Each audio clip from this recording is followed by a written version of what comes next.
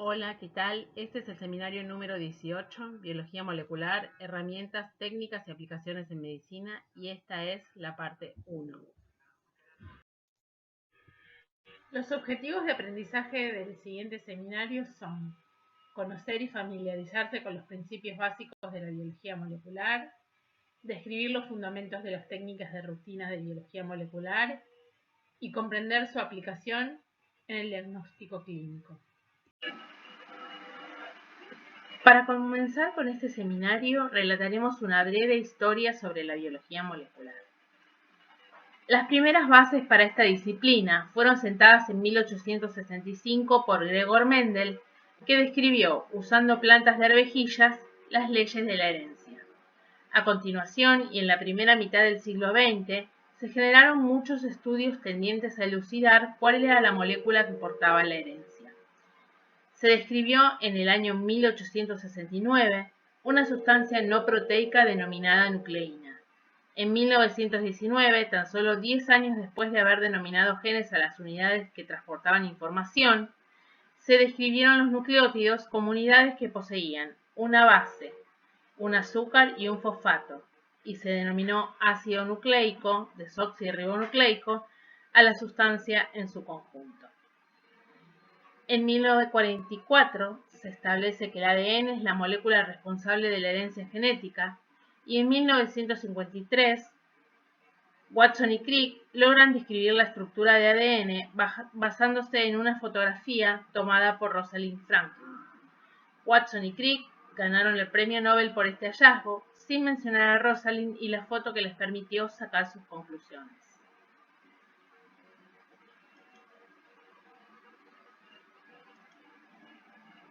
El descubrimiento de la estructura y función del ADN modificó el enfoque experimental de la biología. A partir de entonces, la biología se centró en el estudio del ADN, sus propiedades y su estructura. Años después, Crick propuso el dogma central de la biología molecular. El ADN dirige su propia replicación y su transcripción para formar ARN complementario a su secuencia. El ARN es traducido a aminoácidos para formar una proteína. Las investigaciones relacionadas con el dogma central de la biología molecular continuaron y se descubrieron varias de las moléculas involucradas en los diferentes pasos. Y también se descubrió el proceso de transcripción reversa. A continuación de estos descubrimientos, y durante la segunda mitad del siglo XX, se generó un crecimiento explosivo de la biología molecular. Todos estos descubrimientos tornaron necesario el conocimiento de la secuencia de las moléculas de ADN. En 1977, Sanger propuso una técnica de secuenciación que resultó ser un gran hallazgo que se sigue usando hasta nuestros días con ciertas modificaciones. En el año 1980 se empiezan a producir medicamentos en bacterias utilizando la técnica de ADN recombinante. En 1984 se produce otro de los grandes hitos de la biología molecular. Kary Mullis idea la técnica a partir de la cual se puede amplificar un fragmento de ADN. La descripción de esta técnica también fue merecedora del premio Nobel. Entre 1990 y 2002 se desarrolló el proyecto Genoma Humano, que permitió secuenciar el genoma en su totalidad. En 1990 nace la oveja Dolly, el primer mamífero clonado a partir de una célula adulta. En 2002 nace en Argentina la primera vaca transgénica, Pampa Mansa, que produce la hormona de crecimiento en la leche. En los últimos 20 años, la manipulación del ADN ha llegado al grado de poder insertar genes de otras especies en el material genético humano con el fin de curar enfermedades. Terapia génica.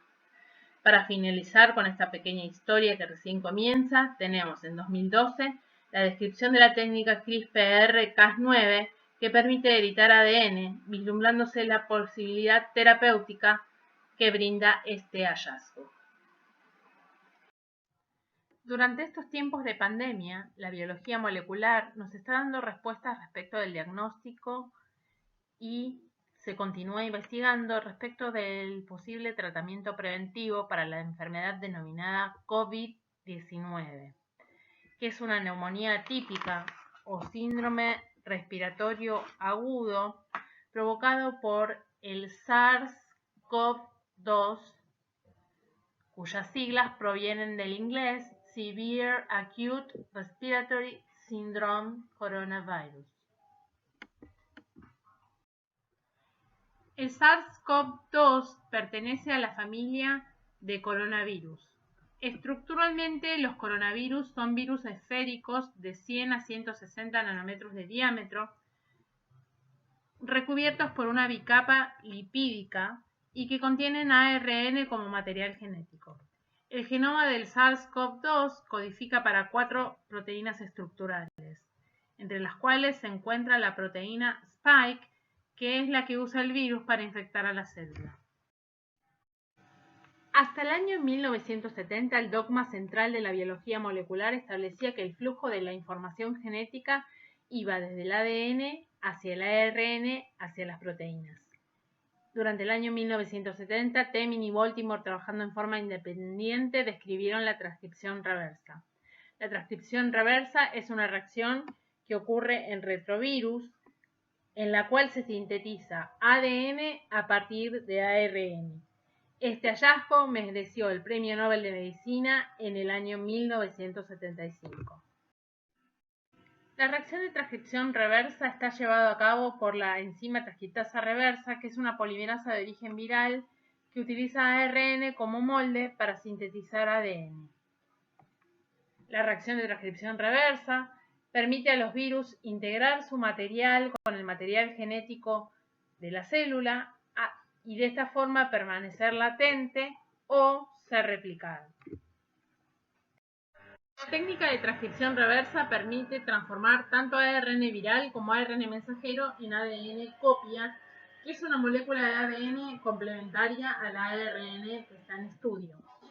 Los reactivos necesarios para esta reacción son el ARN molde, cebadores, que son oligonucleótidos de 20 a 30 pares de bases a partir de los cuales la RT extenderá la cadena de ADN copia, los desoxinucleótidos trifosfato de ATP, DCTP, DGTP y DTTP, la transcriptasa reversa y un buffer de pH óptimo para el funcionamiento de la enzima. Usando ARN viral o ARN mensajero purificado como molde, la transcriptasa reversa comienza a polimerizar los nucleótidos a partir del extremo 3' del cebador, generando así una cadena de ADN copia que es complementaria al ARN de partida. La siguiente técnica necesaria para el diagnóstico del SARS-CoV-2 es la reacción en cadena de la polimerasa o PCR. Es una técnica descrita en 1984 por Kary Mullis, que consiste en una secuencia de pasos que permite la amplificación de un fragmento de ADN a partir del ADN total presente en una muestra, solo conociendo las secuencias que rodean al fragmento amplificar.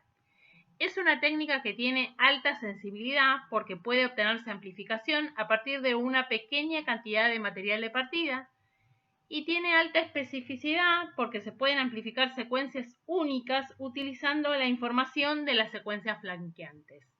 La descripción de esta técnica mereció el Premio Nobel de Química en 1993 y constituyó una verdadera revolución científica. El proceso de replicación es un proceso bastante complejo que requiere la participación de varias enzimas para abrir la hebra de ADN. Cuando se realiza este proceso in vitro, se requiere efectuar incrementos de temperatura para poder reemplazar la acción enzimática. La PCR está constituida por repeticiones de un ciclo que consta de 3 partes. La primera parte es la desnaturalización del ADN, que se realiza a 95 grados durante 15 segundos.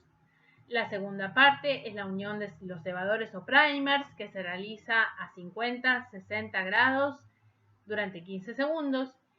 Y la tercera parte es la síntesis o elongación de la cadena de ADN, que se realiza a 72 grados, 1 minuto por cada kilobase a amplificar. Un hallazgo fundamental hizo que la PCR se transformara en una poderosa herramienta. existía un problema.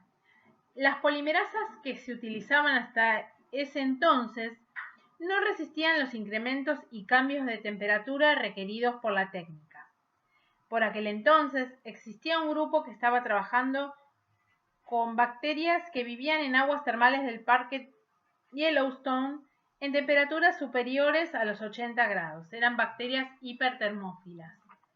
Mullis tuvo la idea de utilizar la polimerasa proveniente de esas bacterias, a la cual denominó Taq polimerasa. De esta forma, la Taq polimerasa en 1989 se convirtió en la molécula del año y la PCR constituyó una revolución científica vislumbrando múltiples aplicaciones para esta técnica. Otro hallazgo que facilita la técnica es la utilización del termociclador, que es un aparato que tiene capacidad para calentar y enfriar rápidamente las mezclas de reacción, generando los ciclos adecuados para que se lleve a cabo la técnica. La PCR requiere los siguientes reactivos: un ADN molde, que es ADN doble cadena, los cebadores o primers, que son oligonucleótidos de 20 pares de bases, que son complementarios a la secuencia flanqueante al ADN amplificar, los DNTPs, DATP, DCTP, DGTP y DTTP, la Taq polimerasa, que es la polimerasa estable al calor, y un buffer de pH óptimo. Además, toda esta mezcla de reacción se coloca en un tubo y ese tubo se coloca en el termociclador, que es el aparato necesario para poder generar los cambios de temperatura adecuados para la técnica. El primer paso en la reacción de PCR constituye la desnaturalización de la doble hélice de ADN. Las dos hebras de la molécula de ADN original se separan mediante calentamiento de la solución a 95 grados durante 15 segundos. El segundo paso está constituido por la hibridación de los cebadores. La solución se enfría rápidamente a una temperatura entre 50 y 60 grados, que es la temperatura a la cual cada cebador se une con una hebra de ADN desapareada. Un cebador hibrida con el extremo 3' de la secuencia blanco en una hebra y el otro cebador hibrida con el otro extremo 3' de la secuencia en la hebra complementaria. No se formará nuevamente el ADN doble hebra inicial porque los cebadores están presentes en exceso. Durante la última parte de este ciclo de PCR se efectúa la síntesis de ADN. En la misma, la temperatura se baja a 72 grados, que es la temperatura óptima de funcionamiento de la Taq polimerasa, y la Taq comienza a copiar a partir de los cebadores toda la hebra molde hasta completarla. Estos tres pasos constituyen un ciclo de PCR que se repite consecutivamente varias veces. Cada ciclo de PCR, desnaturalización, unión de los cebadores y elongación, duplica la cantidad de ADN, por lo cual finalmente se produce un aumento de 2 a la n respecto de la cantidad de ADN original, con n el número de ciclos que se llevan a cabo. La amplificación luego de 20 ciclos es de 1 millón de veces y luego de 30 ciclos de 1000 millones de veces. Los productos de PCR obtenidos al final de la reacción son analizados por electroforesis en gel, colocando en el gel un agente denominado bromuro de tidio que permite visualizar las bandas. El ADN migra en el gel de acuerdo con el tamaño que tiene la secuencia amplificada. La PCR en tiempo real o PCR cuantitativa qPCR es una modalidad de PCR donde el ADN amplificado es detectado a medida que la reacción avanza en tiempo real. La amplificación va incorporando una molécula fluorescente, el cybergreen, que permite detectar el avance de la reacción a medida que se intercala en la doble hebra. El incremento de la fluorescencia es proporcional al incremento de la cantidad de moléculas de ADN amplificada en la reacción y aumenta con el número de ciclos. Hasta el momento hemos estudiado dos técnicas que nos permiten efectuar el test de detección del SARS-CoV-2. ¿Cómo funcionan los tests que se realizan? Primero se hace un hisopado, luego la extracción de ARN viral, luego la transcripción reversa y luego la PCR en tiempo real. En principio se toma un frotis de la parte interna de la nariz o del fondo de la garganta del paciente y la muestra se lleva al laboratorio donde se extrae el ARN viral y se purifica. Y ahí se somete a la transcripción reversa. A continuación se efectúa la técnica de PCR en tiempo real, donde se utilizan cebadores que son complementarios a secuencias virales conocidas. Si se detecta un aumento de la fluorescencia durante la reacción, es un claro indicio de la presencia de SARS-CoV-2 en la muestra.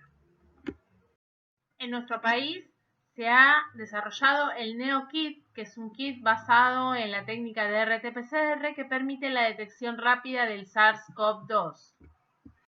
Algunas de las aplicaciones de la PCR son las siguientes. Como ya hemos visto, es una herramienta muy poderosa para la detección de bacterias y virus. Se puede detectar la presencia de bacterias y virus en estadios tempranos de la infección o en estado latente. En estos casos, los individuos infectados no han desarrollado todavía la respuesta inmune de dichos patógenos, por lo cual no puede detectarse la infección determinando la presencia de los anticuerpos. Entonces, se recurre a la detección del agente patógeno empleando primers o cebadores complementarios a una parte del genoma del agente infeccioso. Aún unas pocas copias originales de una bacteria o virus en la muestra del paciente pueden detectarse luego de la amplificación. Se aplica, por ejemplo, en la detección del virus de la hepatitis B, HBV, en el virus de la hepatitis C, HCV, y en el de la inmunodeficiencia humana, HIV, y hemos visto recientemente que también lo aplicamos para la detección del SARS-CoV-2. La búsqueda de microorganismos en muestras de tejido puede ser muy lenta y laboriosa, pero con la PCR se puede detectar la presencia de solo 10 de estos microorganismos por cada millón de células humanas. También se puede utilizar para el seguimiento o monitoreo de enfermedades. Los métodos moleculares cuantitativos se han convertido en una ayuda imprescindible para el seguimiento en respuesta a la terapia, especialmente en pacientes infectados con el virus de inmunodeficiencia humana, HIV, el virus de la hepatitis B y el virus de la hepatitis C. Colaboración con la medicina forense en varios aspectos, por ejemplo, en la identificación de personas. Esto permite el reconocimiento de cadáveres o parentescos biológicos en casos de disputa de paternidad. Otro uso es el establecimiento de grupos tisulares precisos en trasplantes, amplificando y comparando secuencias de los HLA, complejos mayor de histocompatibilidad, del donante y receptor, para evaluar la compatibilidad real entre estas dos personas. También se puede utilizar para la detección de organismos transgénicos, para ver si los organismos han incorporado realmente el material genético de otra fuente. Y otra posible utilización es el estudio de regulaciones evolutivas entre los organismos, ya que bajo ciertas circunstancias el ADN puede mantenerse intacto durante miles de años o incluso más tiempo. La siguiente técnica que vamos a estudiar también constituyó un hito dentro de la biología molecular y en la ciencia en general. La secuenciación consiste en la determinación del orden de los nucleótidos en una molécula de ADN. La mayoría de los métodos de secuenciación se basan en la técnica descrita por Sanger en 1977. Sanger recibió el premio Nobel en 1980 por la descripción de esta técnica. El principio clave del método clásico de determinación de la cadena o método de Sanger es el uso de didesoxinucleótidos trifosfato, DDNTPs, como terminadores de la cadena. Estos DDNTPs terminan la cadena porque carecen del oxidrilo en posición 3', que es el necesario para que la polimerasa establezca el puente fosfodiéster durante la elongación de la cadena. Recordemos algunos detalles sobre el proceso de replicación. La replicación siempre se produce en sentido 5' a 3', siendo el oxidrilo 3' libre del azúcar el lugar donde se va a incorporar el nucleótido a la cadena que está siendo elongada. El nucleótido se incorpora, se pierden 2 fosfatos y nuevamente queda un oxidrilo 3' libre para que entre el siguiente nucleótido. Cuando la polimerasa encuentra un dideoxinucleótido, no puede continuar la síntesis de ADN porque no dispone del oxidrilo 3' donde agregar el siguiente nucleótido. Vemos aquí que la polimerasa encuentra un dideoxi, lo incorpora dentro de la cadena formando el puente fosfodiéster entre el 3' oxidrilo y el 5' fosfato, pero en el siguiente paso, cuando tiene que agregar un nuevo nucleótido trifosfato, no puede agregarlo porque el DNTP no presenta el oxidrilo 3' donde efectuar el puente fosfodiéster. La secuenciación automática, que es una modificación de la secuenciación de Sanger, lleva los siguientes reactivos: ADN molde, doble cadena, DNTPs, DATP, DCTP, DGTP y DTTP. Cebador, que es como en las técnicas anteriores, un oligonucleótido de 20 a 30 pares de bases. La ADN polimerasa y los dideoxi-NTPs, DDATP, DDTTP, DDCTP, DDGTP, marcados con un fluorocromo de distinto color. Observamos primero cómo el cebador hibrida con la cadena molde y luego observamos que la polimerasa va agregando nucleótidos sucesivamente hasta encontrarse con un dideoxi. Agrega el dideoxi NTP y no puede agregar el siguiente nucleótido porque no encuentra disponible el oxidrilo 3' para efectuar la polimerización. Este proceso ocurre varias veces y la terminación se va dando en distintos lugares a medida que la polimerasa va encontrando distintos DNTPs. Luego de efectuada la reacción, se realiza una electroforesis que permite separar fragmentos de ADN de hasta un nucleótido de diferencia. Cada fragmento separado finaliza en un DNTP fluorescente. Un sensor detecta el color emitido por cada fluorocromo en el DNTP que termina la cadena y envía los datos a un programa que ensambla la secuencia. De esta forma, el aparato va determinando a qué nucleótido corresponde. En este caso, observamos que el primer nucleótido de la secuencia es el T, el segundo es el G, el tercero es el C, cuarto C, quinto A, sexto T, séptimo C y octavo A.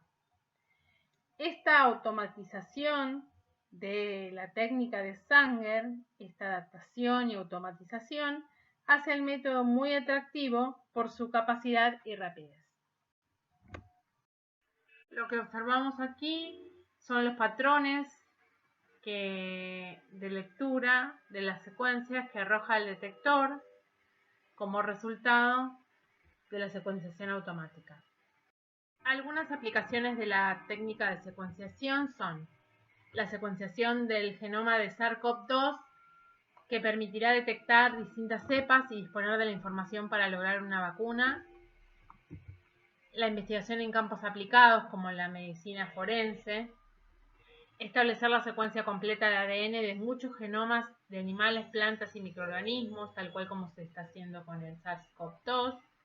Analizar la secuencia de un gen para determinar qué tramos de ADN son codificantes y cuáles constituyen las zonas regulatorias, y determinar mutaciones en genes que podrían ser responsables de enfermedades.